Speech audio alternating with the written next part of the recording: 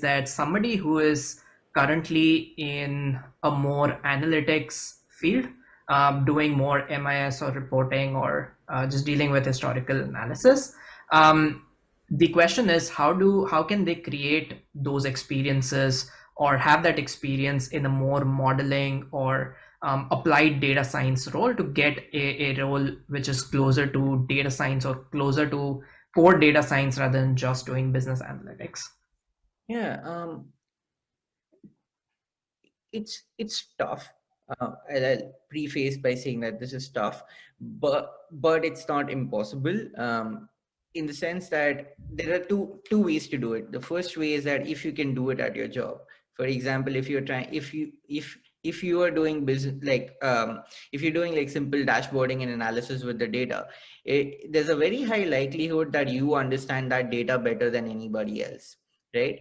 So because you understand the data better than anybody else, you have the ability to identify what are some interesting insights you can generate from the data, to be able to say that, okay, here's the business outcome of this analysis or of this model that will happen.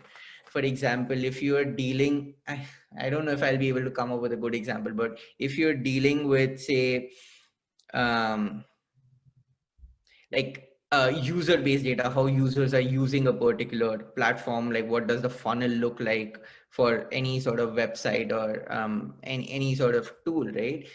An interesting way to approach that problem is, instead of looking at where users are dropping off, you start understanding what sort of users are dropping off at what area. So that can be modeled away as well, where you can model the propensity of a user dropping off given all the user features or given where the user is coming from. And then based on that, you can potentially give insights to your team to explain what impact would we make if we were to change this. So that's on the job. Off the job, I don't think there are better resources than Kaggle or DataCamp or all these various things.